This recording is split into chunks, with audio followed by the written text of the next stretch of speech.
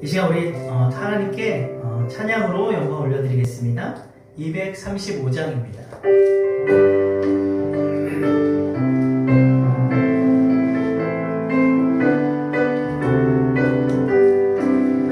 보아라 즐거운 우리 집 밝고도 거룩한 천국에 거룩한 백성들 거기서 영원히 영광에 살겠네. 거기서 기쁘고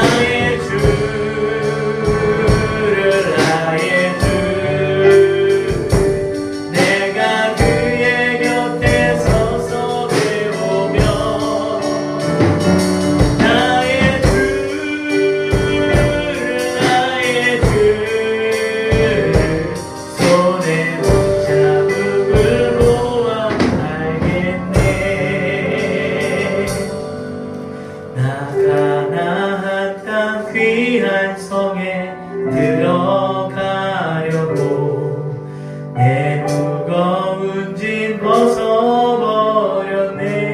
246장입니다. 죄 중에 다시 방황할 일 전혀 없으니 저 생명실에 가에 살겠네. 우리 한 번 더.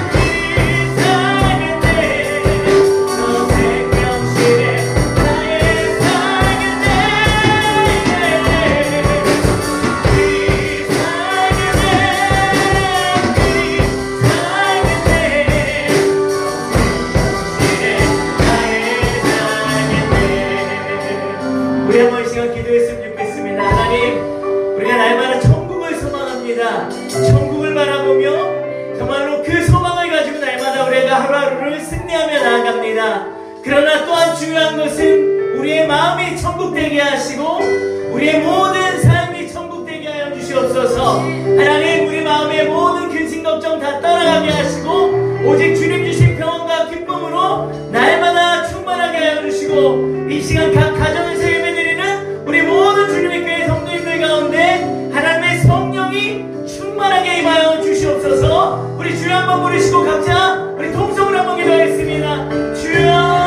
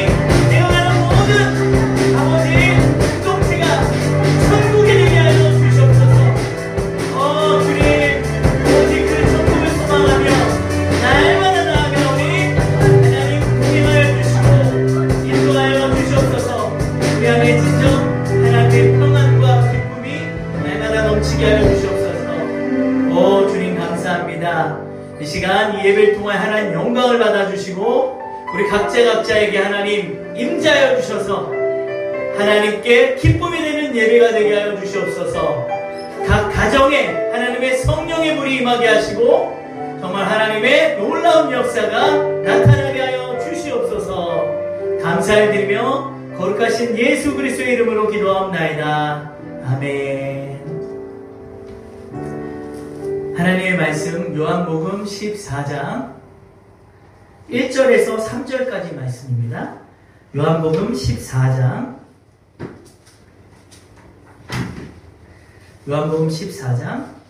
1절에서 3절까지 말씀입니다. 자, 우리 같이 하셨으면 같이 합독하시겠습니다. 시작. 너희는 마음에 근심하지 말라 하니 하나님을 믿으니 또 나를 믿으라. 내 아버지 집에 거할 곳이 많도다. 그렇지 않으면 너희에게 일렀으리라. 내가 너희를 위하여 거처를 예비하러 가노니 가서 너희를 위하여 거처를 예비하면 내가 다시 와서 너희를 내게로 영접하여 나 있는 곳에 너희도 있게 하리라. 아멘. 할렐루야. 오늘도 각 가정에서 예배드리시는 우리 주님의 교회 성도님들 사랑하고 축복합니다. 자, 우리가 인생을 살아가다 보면요, 두려움과 불안, 근심, 걱정에 사로잡힐 때가 간혹 있습니다. 특히 요즘 코로나 사태로 인해서 많은 사람들이 그러할 거라 믿습니다. 또 경제도 힘들어져서요, 여기저기서 신음과 탄식 소리가요, 끊이지를 않고 있어요. 요즘은 정말 뉴스를 보면은 웃고 기뻐할 일이 별로 없는 것 같아서 참 마음이 많이 무겁고 안타깝습니다. 제 사촌 형님은요, 여행사를 오래 하셨다가 이번 코로나 사태로 인해서 여행사 문을 닫게 됐어요. 여행사를 거의 10년 이상을 했는데 이번 코로나로 가장 큰 타격을 입은 업종이 또 여행 업종이잖아요. 그래서 결국은 여행사 문을 닫고 지금 쿠팡에서 배달 택배 서비스를 지금 하고 있다고 그러더라고요. 그 소리 듣는데 얼마나 마음이 짠하고 참 좀 그렇던지, 아무튼 지금 세상 사람들은 아주 근심 걱정이 아주 태산이에요. 어떻게 앞으로 이 세상을 살아갈지 정말 말로 다 할 수 없다고 막 여기저기서 막 소리가 들려오더라고요. 그래서요, 주님께서는 이 시간 우리에게 이렇게 말씀을 하세요. 1절 말씀과 같이 너희는 마음에 근심하지 말라. 하나님을 믿으니 또 나를 믿으라. 세상에 아무리 기뻐할 일이 없고 근심투성일지라도 너희는 마음에 근심하지 말라고 우리 주님이 말씀하세요. 이 세상의 그 모든 근심보다 크고 위대하신 그 하나님을 믿고 근심하지 말라는 것이죠. 여러분 참 감사하지 않습니까? 이렇게 든든한 분이 나의 아버지가 되시고 나의 주가 되시니 얼마나 감사합니까? 세상에는요, 의지하고 기댈 분이 없잖아요. 그러나 우리는 정말로 그 모든 근심을 정말 평안으로 바꿔주시고 기쁨으로 바꿔주시는 이 하나님이 우리의 아버지가 되시니, 우리의 주가 되시니 얼마나 이게 기쁜 일입니까? 그래서 하나님은 항상 우리에게 가장 좋은 것만 주시기를 원하시는 분이세요. 그래서 우리에게 유익되는 그런 일만 시키세요. 그래서 하나님 보시기에 근심은요, 우리에게 아무 짝에도 쓸모가 없고 유익이 되지 않기 때문에 하나님이 하지 말라고 하시는 거예요. 예를 들어 우리가 마음에 근심한다고 해서 어떠한 문제가 해결될 수만 있다면 주님께서 우리에게 마음에 근심하지 말라고 하시지 않겠죠. 마음에 아무리 근심을 해도 상황이 달라지지가 않아요. 오히려 마음만 상하고 우리가 또 다칠 수가 있기 때문에 근심하지 말라고 하시는 거예요.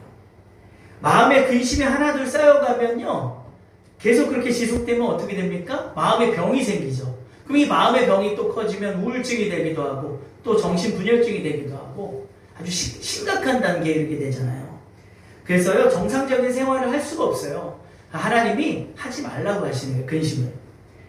예전에 40대 초반에 한 자매가 그 엄마와 함께 교회 온 적이 있어요. 엄마는 이제 권사님이셨는데 이 자매가 우울증이 심해서 이제 교회에 왔는데 머리는 완전히 며칠을 안 감아서 떡칠을 하고 또 자매한테서 아주 그냥 노숙자 같은 그런 냄새가 나는 거예요. 정말 얼굴은 예쁘지 않게 생겼는데 안 씻으니까 그렇게 미워 보일 수가 없고 못생겨 보일 수가 없는 거예요. 너무 더럽더라고요. 이렇게 우울증은요, 사람을 씻지 않게 해요. 참 특이한 것은 우울증에 걸리면 사람이 씻지를 않아요. 뭐 사람마다 좀 뭐 다르겠지만 우울증에 걸린 사람들이나 또 이 귀신 들린 사람들 보면요, 그렇게 안 씻어요. 정상적인 이런 생활을 못하게 만드는 거예요. 근데 더 충격적인 것은 이 자매가요, 서울대 출신의 엘리트였어요. 그리고 기자까지 했던 사람이에요.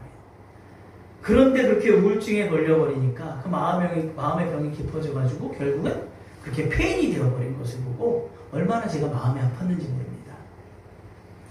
그래서 여러분, 마음의 근심은요, 정말 백해무익해요. 그래서 오직 주님만 바라보시고 마음의 근심 다 내려놓으시고 늘 평안하시길 축복합니다. 자, 본문의 제자들은요, 지금까지 믿고 의지해왔던 이 주님께서 이제 자기들 곁을 떠나시게 되리라는 이 사실을 이제 직감하게 되면서부터 마음의 불안과 두려움을 느끼기 시작했어요. 자, 그리고 예수님께서는 그러한 제자들에게 지금 이 말씀을 하고 있는 거예요. 자, 그런데 제자들 입장에서는요, 충분히 이럴 수가 있는 게, 자, 주님과 3년을 함께 하면서 자기들의 인생을 오직 주님께 올인했잖아요. 이제 주님이 그렇게 올인했는데 주님이 떠나신다고 하니까 얼마나 걱정이 되겠어요. 저 같아도 제가 만약 당시에 제자였으면은 제가 그런 입장이었으면 앞으로 정말 어떻게 살아가나 정말 눈앞이 캄캄했을 거예요. 막막했을 거예요. 그들에게 있어서 이 주님의 부재는요, 단 한 번도 생각해 본 적이 없던 일이에요. 사실 매일 함께 하던 사람이, 그것도 내가 그토록 의지하던 사람이 내 곁을 떠난다는 것은요, 참으로 이 남아있는 사람이 받아들이기가 힘든 그런 일이에요. 제가 전에 한 2년 동안에 장애가 있는 4남매 아이들을 이렇게 맡아서 케어했던 적이 있어요. 나중에는 뭐 사모와 같이 이제 아이들을 맡기도 했는데, 이 아이들이 이제 초등학교 1학년, 3학년, 5학년, 6학년이에요. 여자애가 셋, 남자애가 이제 중간에 하나, 둘째가 남자애인데, 이 4명 다 장애가 있어요. 자, 그런데 문제는 이 아이들을 두고 이 아이들이 더 어릴 때 이 엄마가 집을 나가버린 거예요. 한마디로 도망간 거죠. 그래서 아이들이 할머니하고 아빠하고 사는데 아빠도 이 정신이 정상이 아니에요. 그러니까 매일 집에서 이제 백수 건달처럼 지내고 또 핸드폰으로 이렇게 그 나이에 게임만 하고 또 돈 벌 생각은 안 하고 애들은 지금 4명이나 있는데 그렇게 생활하는 거예요. 또 가끔씩 기분 나쁘면 애들 때리고 아빠로서의 역할을 전혀 하지 못하는 거예요. 할머니가 그나마 식당에서 마트에서 이렇게 청소하시면서 겨우 이제 그 생계를 유지했는데, 그러다 보니까 아이들한테 신경 쓸 사람이 없는 거죠. 아빠는 집에 있어도 아이들에게 신경 쓰지 않아요. 핸드폰으로 게임하기 바빠요. 자, 그러니까 아이들이요, 며칠씩 씻지도 못하고 또 옷도 갈아입지 않고 항상 애들에게서 정말 썩은 내가 나는 거예요. 아주 진동을 해요. 그리고 애들이 정말 뼈 삐쩍 말라서 뼈밖에 없어요. 그래서 저랑 이제 사모하고 일주일에 한 번씩 이제 목욕탕도 데리고 가고 또 옷도 사서 입히고 뭐 이렇게 했는데, 한 번은 목욕탕을 갔더니 아이의 이 온몸이, 이 남자의 온몸이 다 상처투성인 거야. 왜 그런가 했더니 이 온몸을 벌레가 물어서 계속 가려고 긁은 거예요.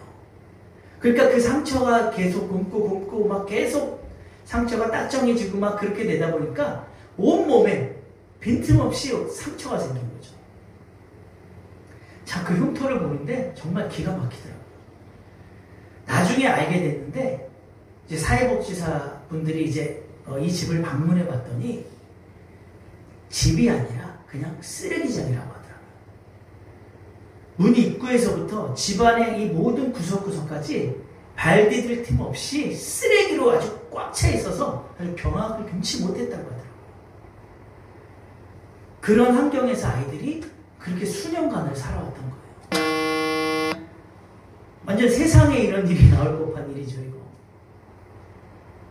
그래서 결국은 이 아동학대로 지금 이 아이들이 이제 민원이 들어간 거죠. 민원이 들어가서 아이들은 이제 나라에서 운영하는 시설로 옮겨지게 됐고, 이제 할머니, 아빠와 이제 강제 격리가 된 거예요. 그 시설의 위치는 아무한테도 알려주지 않아요. 꼭 국가 기밀이에요. 누구한테도 알려주지 않아요.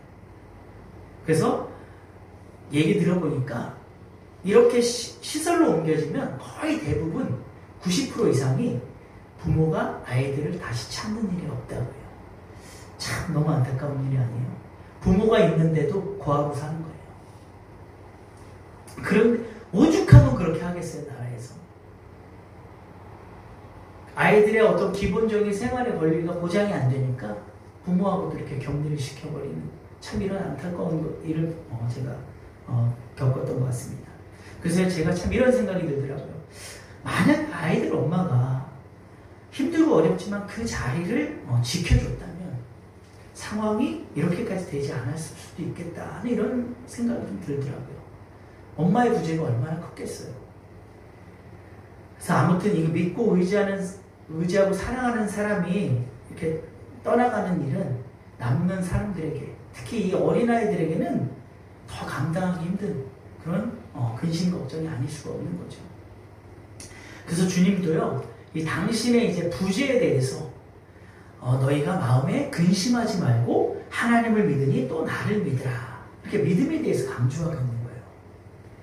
모든 근심의 근본적인 해결책은요, 오직 믿음이기 때문이에요. 우리를 향하신 하나님의 사랑을 믿고 또 주님의 약속을 믿고 또 그분을 통해 오실 성령의 능력을 의지하라고 주님이 말씀하고 있는 거죠. 이것이 바로 주님이 제자들에게 아니 저와 여러분에게 지금 이 시간에도 향하신 그 주님의 마음이라는 것을 우리가 꼭 깨달을 필요가 있습니다. 주님의 그러한 마음은요, 구체적으로 2절, 3절에 보면 아주 잘 나타나 있어요. 우리 한번 2절, 3절 한번 읽어볼게요. 시작. 내 아버지 집에 거할 곳이 많도다. 그렇지 않으면 너희에게 일렀으리라. 내가 너희를 위하여 거처를 예비하러 가노니 가서 너희를 위하여 거처를 예비하면 내가 다시 와서 너희를 내게로 영접하여 나 있는 곳에 너희도 있게 하리라. 이 말씀은요, 그리스도의 죽음과 부활 또 다시 오심까지에 대한 그런 말씀이에요. 근데 우리가 이 말씀을 단지 교리적인 그런 의미로만 이해하면 안 되겠죠. 우리가 이 말씀을 통해서요, 진정 바라봐야 할 것은요, 단순히 예수님의 십자가의 죽으심, 부활, 재림에 관한 그 교리가 아니에요. 당신의 이 백성들을 향한 주님의 사랑을 볼 수 있어야 되는 겁니다. 주님이 우리를 위해서 하늘의 모든 영광 버리고 이 땅에 오셔서 십자가 희생을 감당하신 후에요, 주님께서 야 이제 너희를 향한 나의 사랑이 이제 이 정도면 충분하다 이렇게 말씀하셨습니까? 아니면은 이제는 너희가 이제 나에게 은혜를 갚을 때야 이렇게 말씀하셨나요? 아니죠. 주님은요, 우리를 위해 죽으셨다가 부활하신 후에도 우리의 거처를 예비하러 하늘로 가신 거예요. 또한 우리의 거처가 예비된 후에는 친히 우리를 데리러 오시겠다고 약속까지 해주신 거예요. 세상의 그 무책임한 부모들처럼요, 고아와 같이 버려두지 않으시고 영영 버려두지 않고 영영 안 돌아오는 게 아니라 우리 주님은 영원 무궁토록 다시 오셔서 우리를 영원 무궁토록 하나님의 그 사랑의 품에 안아주신다는 그 약속을 하고 있는 겁니다. 여러분 너무 감사하지 않습니까? 주님께서 천국에 우리의 거처를 예비하러 가셨다는 사실도 감사하고요, 때가 되면 그분이 다시 오셔서 우리를 주님과 영원히 천국에서 살게 해주시겠다는 이 약속도 너무 감사한 일 아닙니까? 그 높으신 분이 낮아져서 이 땅에 오신 이유가 십자가의 희생을 통해 우리의 모든 죄 문제를 해결하시기 위함이었어요. 그리고 다시 하늘로 올라가신 이유가요, 우리의 거처를 예비하기 위함이라는 이 사실은요, 정말 너무나도 감격적인 일입니다. 또 때가 되면 친히 우리를 데리러 오신다고 하시니까 이런 은혜와 축복이 어디 있어요? 그래서 주님의 이러한 끝없는 사랑을 바로 여러분과 제가 이 시간에도 받고 있다는 사실입니다. 여러분, 분명히 본문 말씀을 통해서 천국의 우리의 거처가 주님을 통해 예비되고 있음을, 또 거처가 예비되면 주님이 오셔서 우리를 영접하여 주님과 함께 살게 된다는 사실을 우리가 분명히 알았죠. 그리고 우리는 분명히 이것을 믿고 이것을 소망하며 날마다 살아가고 있습니다. 사도 바울도요, 고린도전서 15장에서 이렇게 말했어요. 만일 그리스도 안에서 우리가 바라는 것이 다만 이 세상의 삶뿐이면 모든 사람 가운데 우리가 더욱 불쌍한 자이리라. 만약 천국이 없고 이 땅이 전부라면요, 어떤 자가 가장 현명할까요? 우리 하평이 같은 경우는 천국이 없어, 이 땅으로 끝이야. 그럼 어떻게 살 거야? 나 같으면 이제 법에 걸리지 않는 이 범위 내에서 모든 수단 방법 가리지 않고 아주 총동원해서 일단 출세를 하고 돈을 많이 벌고, 그래서 최대한 사치를 누릴 수 있을 만큼 누려야 된다고 그렇게 생각을 해. 그리고 죽음으로 끝인데, 어차피 죽음으로 끝이기 때문에 그 전까지 최대한 문제와 고통 없이 사는 것이 최선이라고 생각을 합니다. 또 이제 버킷리스트 좀 작성을 해가지고 이 땅에서 할 수 있는 거 다 해보고 죽어야 억울하지 않겠죠. 그리고 하지만 이제 주님은 우리에게 천국에 대한 분명한 소망을 주셨어요. 우리가 그것을 바라보고 믿음을 지키며 살아가는 것이, 그래서 우리에게 너무나도 중요한 것이죠.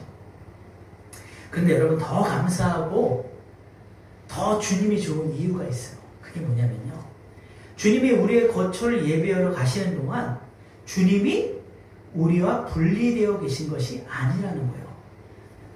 주님이 이러셨잖아요. 내가 너희의 거처를 예비하기 위하여 아버지 집에 가신다 그랬잖아요. 올라가신다 그랬어요. 얘들아, 나는 갈 테니까 이제 내가 올 때까지 잘 버텨야 돼. 이렇게 말씀하신 게 아니라는 거예요. 여러분, 주님께서 천국은요, 어디 있다고 하셨습니까? 내 안에 있다고 하셨어요. 그리고 우리는 주님을 이제 무소부지한 분이시라고 이렇게 말씀을 하고 또 특히 내 안에 내주하고 계신 하나님이라고 날마다 고백을 해요. 심지어 아이들 찬양 중에도 예수님이 내 마음에 쏙이라는 찬양이 있어요. 아이들도 그렇게 심지어 날마다 그렇게 찬양하며 고백을 해요. 예수님이 어디 있어? 저희 아이들에게도 물어보면 내 마음속에 있다고 이렇게 이야기하더라고요. 여러분은 정말로 예수님이 내 마음속에 계심을 믿으세요? 천국에 계시는데 혹시 내 안에는 안 계시는 거 아닙니까? 정말로 내 안에 계시는 건 맞을까요? 그러면요, 주님 내 안에서 뭐 하시려고, 무슨 일 하시려고 계시는 걸까요? 내 안에 왜 계시는 것일까요? 천국에서는 우리의 거처를 만들기 위해서, 우리의 거처를 예비하기 위해서 계신대요. 지금 그래서 가셨대요. 그러면 지금 우리가 날마다 내 안에 계신다고 고백하잖아요. 그럼 내 안에서는 뭐하고 계시냐는 거예요. 내 안에서도요, 똑같은 일을 하고 계시는 거예요. 주님께서 거처를 다 예비하면 다시 영접하고 나 있는 곳에 너희도 있게 하신다는 말씀을 이제 앞에서 어떤 관점으로 봤냐면 내세의 관점으로 봤어요. 우리가 이제 죽어서 갈 천국에 대한 그 내세의 관점으로 봤죠.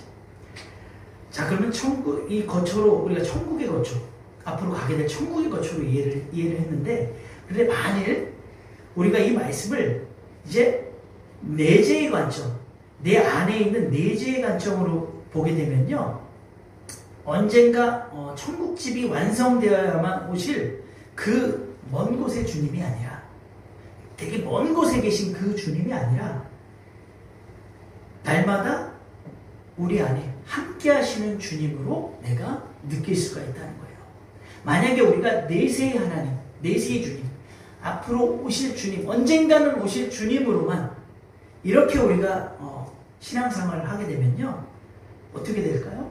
나태해지기 쉽죠. 또 힘들어 할 수도 있어요.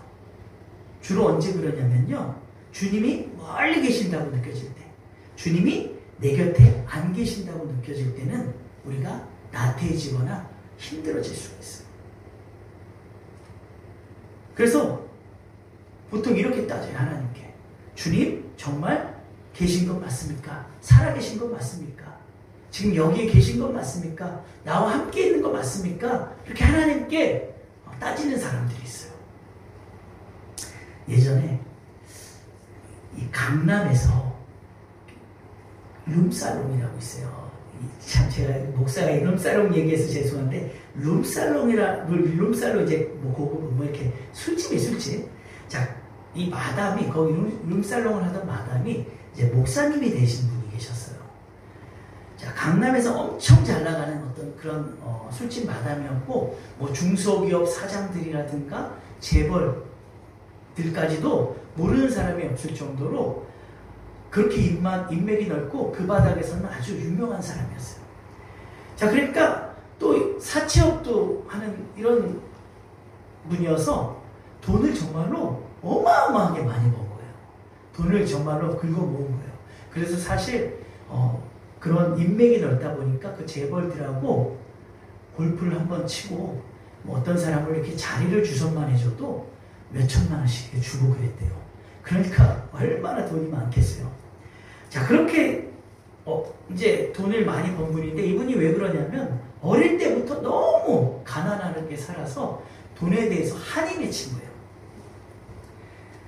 그런데 그래서 그렇게 돈만 벌었는데, 그렇게 돈 잘 벌고 잘 나가던 사람이 이제 대형사고가 몇 번 나고, 교통사고로 대형사고 몇 번 나고, 이제 자기가 하는 그 사업도 이제 부도가 나면서 10개월 만에 파산에 이른 거예요. 그리고 빚쟁이들에게 쫓기는 그런 신세가 됐어요. 자, 그래서 이제 이렇게는 더 이상 못 살겠다고 생각하고는 생을 이제 마감하려고 이제 설악산으로 갔어요.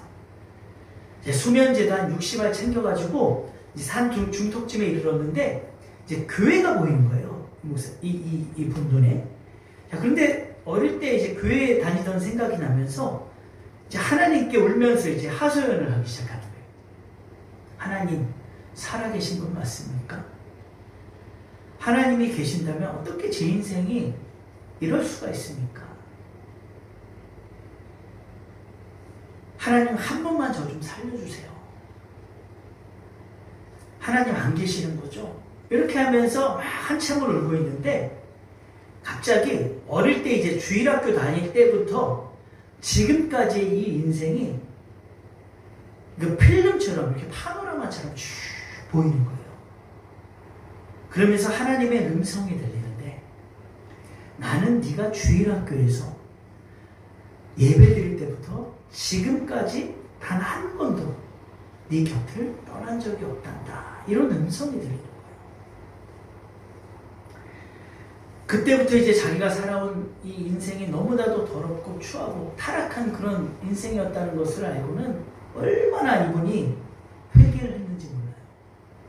그 냇가에 앉아가지고 계속 그 가지고 갔던 수면제 그거 하나씩 던지면서 자기의 모든 죄를, 그동안 지은 모든 죄를 다 회개한 거죠. 하나님께 용서를 구한 거예요. 하나님, 저 한 분만 살려주시고 제 인생을 바꿔주신다면 제가 다시는 이러한 삶을 살지 않고 하나님을 위해 충성하겠습니다. 이렇게 기도를 한 거예요. 그렇게 뭐 밤새도록 이제 울부짖고 나서 이제 정신을 차렸는데, 몇 시간이 흘렀냐면 12시간이 흘른 거야. 그 자리에서 12시간을 그러고 있었던 거예요. 하나님께 용서를 구하면서 회개한 거죠. 그리고 아침에 이제 산에서 내려오는데 완전 새 사람이 된 그런 기분, 그 기쁨과 평안을 누리면서 내려온 거예요. 그리고 자기의 모든 삶을 다 청산하고, 이분이 뭘 했냐면 그때부터 자기하고 같이 그렇게 동종업계에 있던 그 화력에 있는 그런 사람들에게 전도를 하기 시작한 거예요. 그래가지고 무려 700명이 넘는 그 화류계에 있는 사람들을 다 예수를 믿게 한 거죠. 그리고 이제 복음 가수가 되고 목사님이 되신 거예요. 여러분, 하나님이요, 멀리 계신 하나님이 되어서는 안 돼요. 내 안에 늘 곁에 계시는 그런 하나님이 되셔야 되겠죠. 주님은 천국에 우리의 거처를 예배하러 가셨지만요, 동시에 우리의 심령에 계셔서 우리의 이 심령집도 날마다 짓고 계신다는 사실을 여러분 꼭 믿으시기 바랍니다. 이 심령의 거처를 만든다는 것이 신학적인 용어로 뭘까요? 성화요, 성화.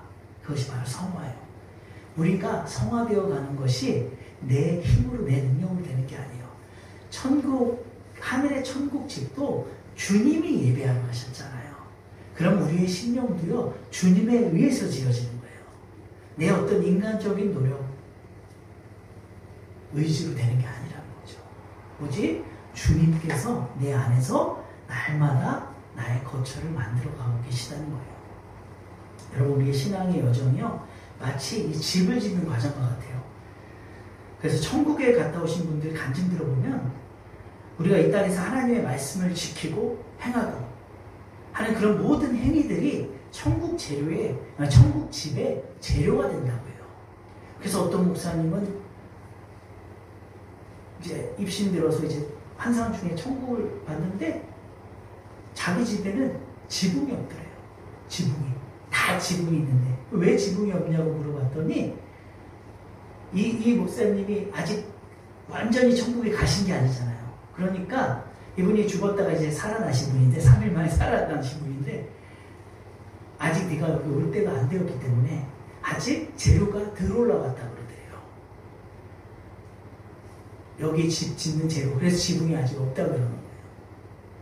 그 네가 이제 땅에 내려가면 네가 전도도 하고 말씀도 전하고 또 많은 사람들 구제도 하고 선행도 베풀고 하면은 그것들이 천국 집의 재료가 된다고 이렇게 주님이 말씀을 해주시더라는 거예요. 물론 간증으로 드려야겠지만 어찌됐건 중요한 것은 하나님의 말씀을 듣고 잘 지킬 때 우리의 심령이, 우리의 내면이 아주 견고하게 세워져 간다는 사실이죠.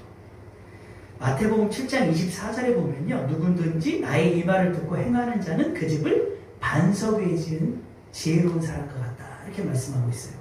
즉 예수라는 반석 위에 믿음으로 이 집을 짓게 되면은 비가 내리고 막 홍수가 나고 막 바람이 불어도 무너지지 않는다는 거겠죠. 그 집을 어디다 짓느냐는 거예요. 여기다 짓는 거예요. 우리의 심령 안에다가. 그러니까 우리가 우리 주님이 예비하실 그 천국집만 생각하고 있으면 안 되는 거예요. 그것만 생각하고 있으면은 여기 집을 너무 소홀하게 생각할 수 있어요. 우리의 심령집은 아무렇지도 않게 생각할 수 있어요. 그러나 하나님은, 예수님 뭐라고 말씀하세요? 천국은 어디 있다고 그러세요? 내 안에 있다고 그러잖아요. 그러니까 여기가 우리의 심령이 천국 되는 걸 너무나도 좋아하시는 거예요. 여기를 갖다 천국을 만들어 주시려고 하는 것이 우리 예수님의 바로 사랑이에요. 그래서 우리의 심령이 그렇게 믿음으로 아름답게 단장해 가는 거죠. 주님이 천국에 계시고 거기에 거처가 다 준비되어야만 다시 오시는 것이 아니라 늘 내 안에 함께 하시면서, 주님이 이제 거처가 준비되면 다시 오신다고 그러잖아요. 그래서 주님과 영원히 그 천국집에 살게 하실 거라는 그 약속을 해주시잖아요. 근데 그것만이 아니라 늘 내 안에 함께 하시면서 여기 집도 만들어 가고 계시다는 거예요. 우리가 어릴 때, 제가 어릴 때는요, 중동으로 그렇게 일하러 가는 아빠들이 많았어요. 아버지들이. 근데 그 아빠들은 가면은 주로 막 몇 년씩 있다가 이렇게 오곤 하시는데 얼마나 보고 싶습니까? 그렇죠? 그런데 우리 주님은 그렇게 아빠들이 간 것처럼 그렇게 아예 우리 눈에서 사라지신 게 아니라는 거죠. 늘 우리 안에 계시다는 거예요. 이걸 제가 말씀드리고 싶은 거예요. 그래서 우리가 천국집을 우리 천국집이 다 만들어지면 오신다는 그 말만 믿고 만약 우리가 기다리면 얼마나 지치고 힘들고 지치겠어요. 아유, 주님 언젠가 모셔서 우리 천국으로 인도하시겠지. 이 생각만 하고 살면 얼마나 지쳐요. 힘들고. 그런데 천국집이 만들어진과 동시에 우리 심령집도 만들어 가시면서 우리로 하여금 주님을 느낄 수 있게 해주시고 날마다 평안도 주시고 기쁨도 주시고 주님의 그 임재를 느낄 수 있게 해주시고 주님을 때로는 볼 수도 있게 해주시면 얼마나 우리가 정말 신앙생활 할 맛이 나고 정말 우리 삶이 좋겠어요. 그래서 365일 24시간 나와 함께 하고 계시면서 나를 만드시고 동시에 천국집을 만들고 계시다는 겁니다. 어찌되었건 간에요. 우리 각자의 거처가 예비돼야만 그때 주님이 다시 오시는 거예요. 여러분, 내 안에서 날마다 주님과 함께하고 교제하고 같이 집 만들면서 친해져야 그분이 정말 나타나 보이실 때 서먹서먹하지 않을 거예요. 만약에 내 속에서는요, 천국집은 만들지 않고 주님과 동떨어진 삶을 살고 있다가 주님이 도적같이 오시면요, 당신 누구십니까? 이렇게 할 수도 있어요, 우리가. 누구시죠? 이렇게 되는 거예요. 그런데 내 안에서 늘 주님과 교제하고 이 속에 천국집이 만들어져 가면요, 어떠한 주님이 어떤 모습으로 오셔도요, 주님 어서 오세요 하고 정말 맞이할 수 있는 거죠. 그래서 우리가 다시 오실 그 주님을 소망한다는 것은 곧 내 안에 내재하시는 그 주님과 함께 할 때에 그것이 온전해지는 거예요. 그러니까 내 안에 준비가 전혀 안 돼 있으면서 그분을 소망한다는 것은 모순인 거예요. 그렇겠죠? 내가 멀리 외국으로 일하러 가시니까 아버지 몇 년 동안 하나도 보고 싶지 않고 기다리지 않고 내 마음대로 완전 개막라인처럼 그렇게 살다가 아버지가 오시면은 그 아버지가 그렇게 반가울까요? 그렇지 않죠? 아버지가 정말 보고 싶고 아버지 언제 오실까 이런 기대감으로 아버지를 기다려야 그 아버지 오셨을 때 정말 막 껴안으면서 사랑한다고 고백할 수 있는 거죠. 마찬가지예요. 이곳에 집이 완성이 되는 것이 바로 주님이 다시 오시는 그 완성과 맞물린다는 것을 여러분 믿으시기 바랍니다. 그래서 이제 말씀을 맺을게요. 결국 우리는요, 내세의 신앙과 이 내재의 신앙이 균형을 이루어야 돼요. 내세의 신앙만을 가지고 현실의 삶을 내세의 신앙만을 가지고 살면 어떻게 돼요? 현실을 대충 살 수도 있어요. 어차피 나는 천국 갈 몸이라 생각하고 대충 사는 거예요. 근데 사도 바울이나 예수님의 제자들이 대충 살았나요? 아니에요. 이 땅에서는 하나님께 충성을 다했어요. 복음 증거를 위해 충성을 다했어요. 자기 목숨을 버리면서까지. 그러니까 이 땅에 살면서 내세의 신앙을 가지고만 살면은 우리가 혹여라도 삶을 대충 살 수 있다는 거예요. 그리고 또 우리가 내세의 신앙에만 또 내세의 소망을 무시하고 그냥 현실에만 그냥 목매어 살아서도 안 되겠죠.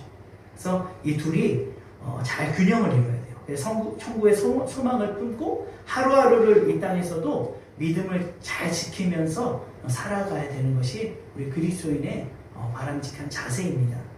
여러분 모두 천국의 집뿐 아니라 이 심령의 집도 아름답게 예배하시길 축복합니다. 그리고 그 거처를 만들기 위해서 날마다 우리와 함께 하기를 원하시는 주님의 사랑에 감사하시고 그 은혜에 감사하시고 주님과 영생 공락을 누리시는 여러분들 되시기를 예수님의 이름으로 축원합니다. 우리 찬송가 438장 들으시고 기도하시겠습니다.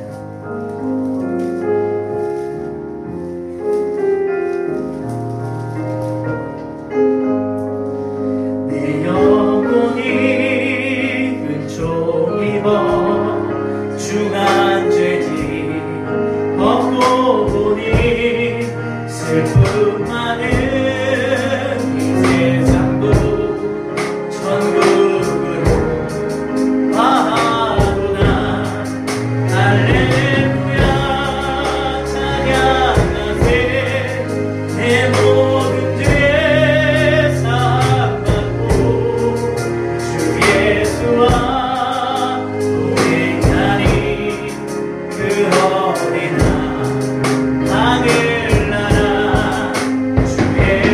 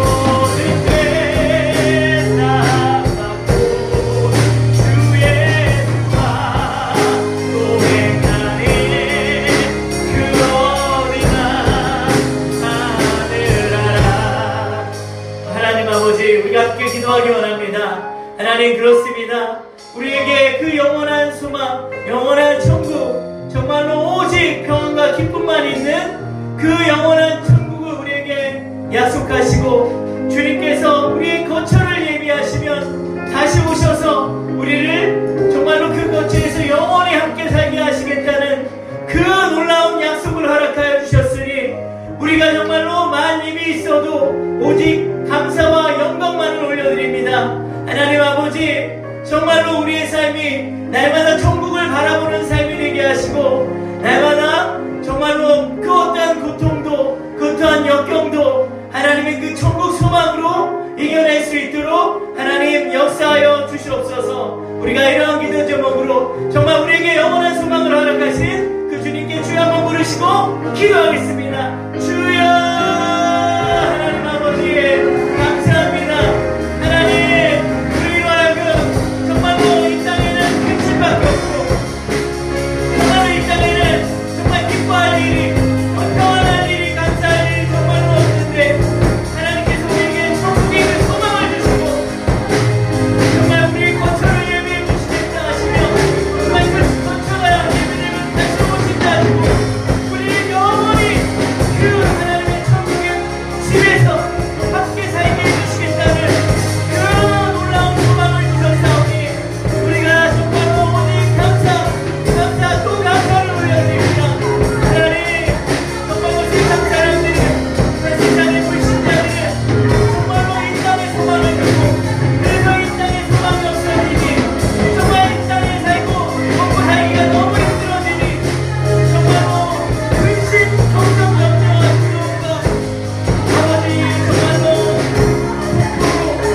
아버지 정말로 살아가기가 힘든, 정말 신음과 탄식 소리만 넘치는 그런 세상을 바라보며, 우리는 아버지 날마다 기뻐하고 감사하고 그 천국의 소망이 우리를 살게 하시니 너무나도 감사드립니다. 하나님 아버지, 아버지 하나님 감사합니다. 정말로 그 놀라운 이 천국의 기쁨, 이 천국의 소망, 세상이 줄 수 없는 이 기쁨을 허락하셨사오니, 주여 이 소망을 바라보며 날마다 우리가 나아가기를 원합니다. 주여 하나님, 하나님 감사합니다. 오늘 죽을지라도 내일 죽을지라도 정말 우리는 그 영원한 천국이 우리를 기다리고 있으니, 우리의 영원한 천국집이 우리를 기다리고 있으니, 아버지 감사와 기쁨으로 하나님 영광을 올려드립니다. 하나님, 우리 또 한번 기도하겠습니다. 그러나 막연히 언제 오실지 모르는 그 주님만을 우리로 하여금 소망하게 하신 것이 아니라, 날마다 우리와 함께 하시면서 우리 안에 내주하시면서 정말 우리 안에서 또한 우리의 심령의 이 장막을 아름답게 견고하게 세워가시는 그 주님께 또 한 번 감사와 찬양을 올려드립니다.